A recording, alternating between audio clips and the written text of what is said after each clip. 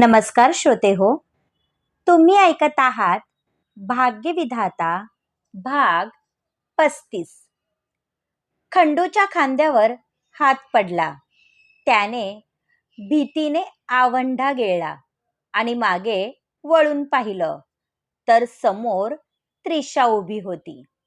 काय पाहत होतास? त्रिशाची भेदक नजर त्याच्याकडे संशयाने पाहत होती. इथे कचरा होता, तो साफ करत होतो.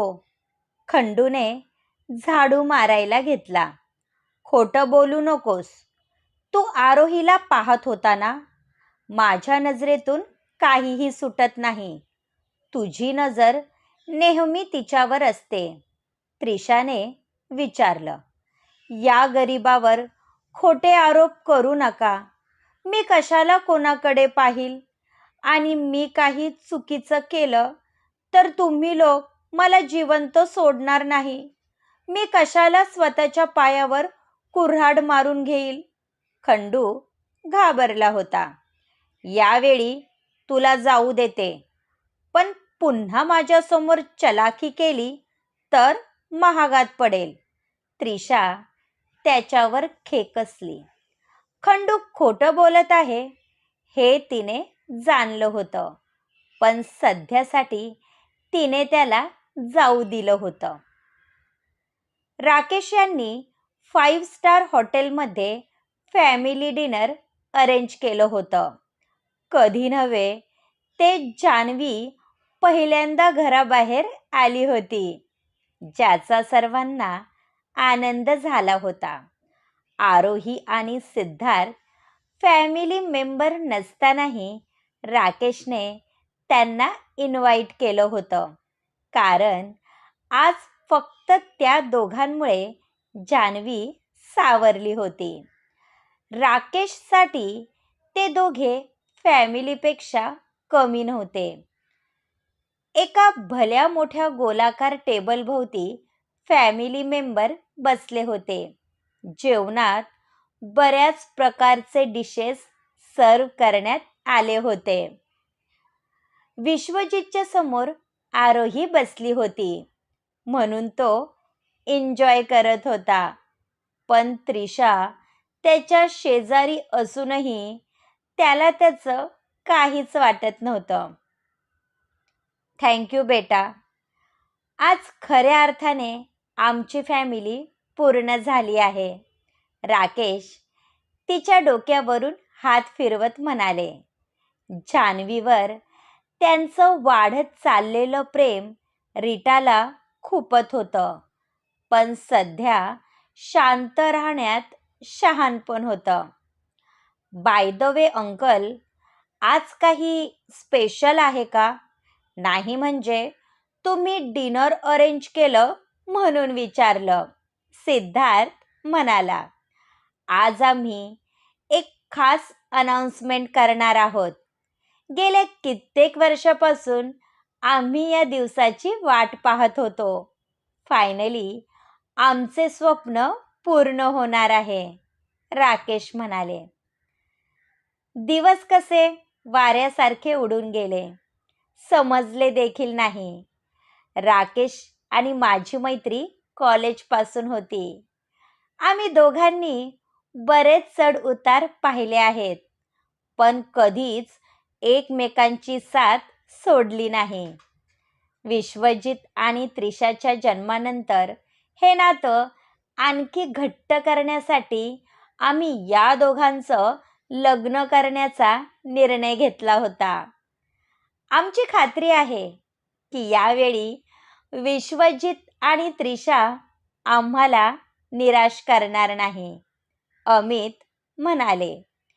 तसा विश्वजितच्या हातातील घास हातात राहिला. ही डिनर डेट कशासाठी अरेंज केली आहे याची कल्पना तिथे उपस्थित सर्वांनाच आली होती. प्रत्येक आईचं स्वप्न असतं, आपल्या मुलीचे लग्न एका चांगल्या घरात व्हावं. त्रिशासाठी विश्वजित बेस्ट आहे, म्हणून त्याच्या प्रेमाखातर माझी मुलगी अंतर्बाह्य बदलली आहे. तिने विश्वजितवर जीवापाड प्रेम केलं आहे, ज्याची साक्षीदार मी आहे. आणि हे विश्वजितला पण जाणवलं असेल. म्हणून विश्वजित समोर नकार देण्याचं काहीच कारण राहिलेलं नाही, अमृता म्हणाली. सिद्धार्थने अभिजितला इशारा केला, तर त्याने इशाऱ्याने शांत राहायला सांगितलं. आज मी विश्वजित आणि त्रिशाच्या लग्नाची अनाउन्समेंट करत आहे आणि आज दोघांची एंगेजमेंट होणार आहे, राकेश यांनी सांगितलं. तशा सर्वांनी टाळ्या वाजवल्या. पण हे ऐकून आरोहीचे डोळे भरले होते, जे विश्वजितच्या नजरेतून सुटलं नाही. तिचं स्वप्न पूर्ण होण्याआधी तुटलं होतं. मी एंगेजमेंट रिंग घेऊन आली आहे. अमृताने पर्समधून छोटा बॉक्स काढला. आरोही बेटा, या रिंग पास करशील? अमृताने मुद्दाम हे काम तिच्यावर सोपवलं होतं. आरोही कसंनुसं हसली आणि हृदयावर दगड ठेवून तो बॉक्स घेतला आणि विश्वजितच्या जवळ जाऊन उभी राहिली. तसा तो उठला आणि एक नजर तिला पाहिलं. अभिनंदन सर, आरोही म्हणाली. Thank you so much. विश्वजितने स्माईल दिली आणि तिच्या हातातून अंगठी घेतली. त्रिशाने पण अंगठी उचलली. त्रिशा आणि विश्वजितसाठी हे सरप्राईज होतं. मी एंगेजमेंट करण्यासाठी तयार आहे, पण त्याआधी माझी एक अट आहे, विश्वजित म्हणाला.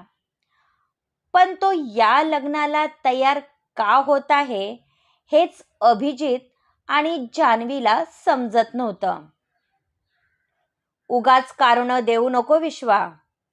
जान्हवीच्या बर्थडे पार्टीमध्ये तुमची एंगेजमेंट होणार होती, जी काही कारणास्तव पोस्टपोन झाली होती. मग आता काय हरकत आहे? अमृताने विचारलं. त्रिशाने माझ्यासाठी बरंच काही केलं आहे. माझ्या प्रेमासाठी तिने स्वतःचा स्वभाव बदलला आहे. पण त्रिशाचं खरंच माझ्यावर प्रेम आहे का ती नाटक करत आहे, हे मला पडताळून पाहायचं आहे.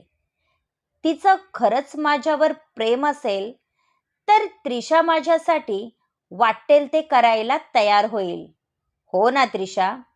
विश्वजितने विचारले. तू म्हणशील ते करायला मी तयार आहे.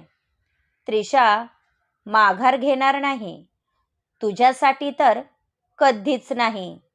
त्रिशा खूप आशेने त्याच्याकडे पाहत होती. तुझं खरंच माझ्यावर प्रेम असेल तर तुझ्या नावावर असलेले शेअर्स तू माझ्या नावावर ट्रान्स्फर कर. त्यानंतर मी लग्नाला होकार देईल. विश्वजितची अट ऐकून त्रिशा विचारात पडली होती. कारण एकदा का तिच्या हातातून शेअर्स गेले तर मनात असूनही ती विश्वजितचं काहीच करू शकणार नव्हती.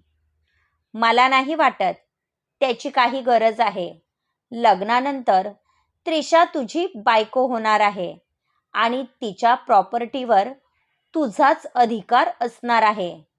मग शेअर्स तिच्या नावावर राहिले तर काय फरक पडतो? अमृता म्हणाली. विश्वजितची इच्छा असेल तर काय फरक पडतो? असेही ते शेअर्स मी विश्वजितच्या नावावर करणारच होतो, अमित म्हणाले. आंटीचा माझ्यावर विश्वास नाही आणि जिथे विश्वास नाही तिथे प्रेम नाही, म्हणून मला हे लग्न मान्य नाही. विश्वजितने आपला फैसला सुनावला. बोल त्रिशा, तुझं काय मत आहे? राकेशने विचारले. लग्न झाल्यानंतरच मी तुझ्या नावावर शेअर्स करेल, त्रिशा म्हणाली आणि तो हसायला लागला. तुझं माझ्यावर किती प्रेम आहे हे समजलं. प्रेमात पैसा पाहिला जात नाही आणि तुझा माझ्यावर विश्वास नसेल तर मी तरी का ठेवायचा? लग्नानंतर तू शेअर्स दिले नाही तर मी कायमचा या बंधनात अडकला जाईल. म्हणून हा विषय इथेच थांबवा. मला हे लग्न करायचं नाही. विश्वजित आरामात खुर्चीवर बसला. आरोहीची नजर अजूनही खाली झुकलेली होती. त्रिशाने अट मान्य करायला हवी. लग्नानंतर विश्वजितच्या प्रॉपर्टीवर त्रिशाचा समान अधिकार असणार आहे आणि हे लग्न होणार याची गॅरंटी मी देतो. मग तर झालं. राकेशने पुढाकार घेतला. त्रिशा पूर्णपणे ब्लँक झाली होती.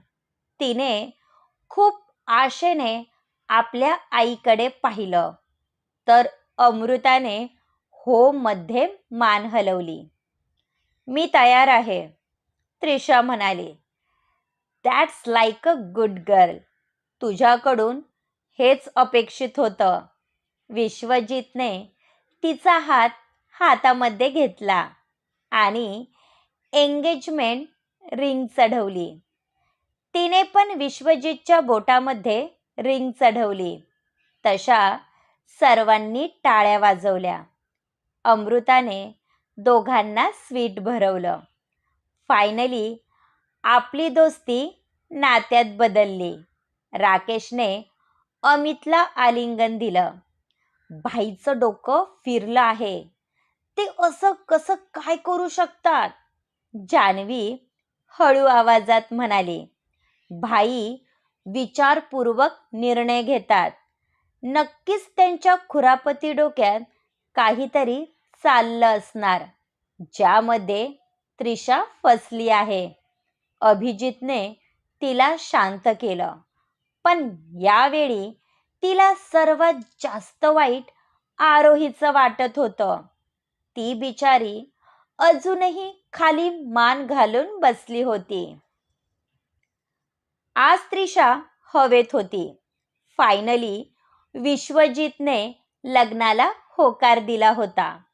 विश्वजितने चुकून जरी माघार घेण्याचा विचार केला तर त्याला फॅमिलीचा रोष पत्करावा लागणार होता. डिनरनंतर दोघांनीही डान्स केला. आपण त्रिशासोबत किती हॅप्पी आहोत विश्वजित हेच भासवण्याचा प्रयत्न करत होता. बऱ्याच उशिरानंतर सर्वजण घरी आले. आरोही आपल्या रूममध्ये जाण्यासाठी निघाली. जे झालं त्यावर तिचा विश्वास बसत नव्हता. तिने कसे तरी विषाचे घोट पिले होते. हे आरोही, त्रिशाने तिला आवाज दिला. आरोहीने आपल्या चेहऱ्यावर उसनं हसू आणलं. माझ्या बोटामध्ये एंगेजमेंट रिंग किती छान दिसते ना. 24 कॅरेटची आहे. मॉमने खास माझ्यासाठी बनवून घेतली आहे. त्रिशा मुद्दामून तिच्यासमोर रिंग नाचवत होती. खूप सुंदर आहे. तुम्ही डिझर्व करतात, आरोही म्हणाली. पण काही मुली स्वतःच्या लायकीपेक्षा मोठी स्वप्न पाहतात. मला खरंच त्यांची कीव येते. माणसाने आपली पात्रता ओळखून राहायला हवं. कारण स्वप्न पूर्ण होण्यासाठी क्लास आणि स्टँडर्ड हवा असतो, जो गरिबांच्या नशिबात नसतो. त्रिशा तिच्या जखमेवर मीठ चोळत होती. गुड नाईट मॅडम, मला झोप आली आहे. आरोही निघून गेली. त्रिशा कधीच बदलणार नव्हती. शेवटी जान्हवीचे शब्द खरे झाले होते. सिद्धार्थ हा जान्हवीला तिच्या बेडरूममध्ये घेऊन आला होता. नर्सने तिला व्यवस्थित बेडवर झोपवलं होतं. तुझ्या भाईचं लग्न होणार आहे. तू खुश का नाहीस? सिद्धार्थने विचारलं. निदान तू तरी हा बालिश प्रश्न विचारू नको. मला तर हे समजत नाही की भाई तिच्यासोबत लग्न का करत आहे, जान्हवी म्हणाली.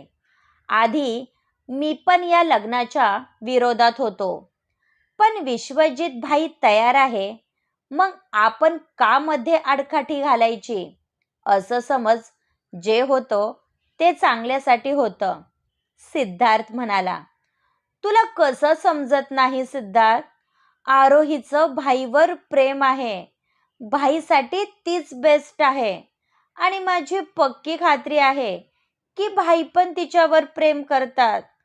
तरी त्यांनी असा तडकाफडकी निर्णय का घेतला ते समजत नाही, जान्हवी म्हणाली. व्हॉट? आरोहीचं भाईवर प्रेम आहे? मग हे आधी सांगायला काय झालं होतं? आता काहीही झाले तरी आरोही आणि विश्वाभाईचं लग्न होणार, हा माझा शब्द आहे, सिद्धार्थ ठामपणे म्हणाला. तुला नक्की काय म्हणायचे आहे? आणि आपल्या हातात काहीही नाही.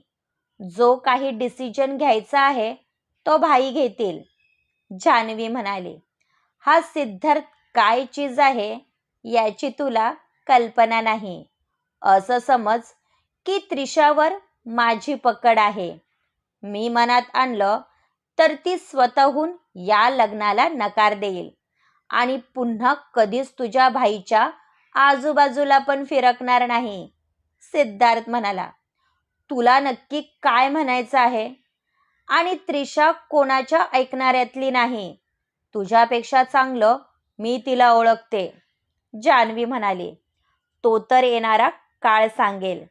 त्याआधी आरोहीचे भाईवर प्रेम आहे याचं मला कन्फर्मेशन हवं आहे, तरच मी कार्ड ओपन करणार.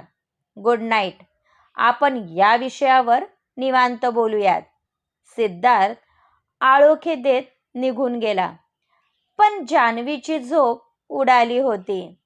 जोपर्यंत तिचं विश्वजित सोबत बोलणं होणार नव्हतं, तिला चैन पडणार नव्हतं. क्रमश. पुढील भाग ऐकण्यासाठी चॅनलला सबस्क्राईब करा. धन्यवाद.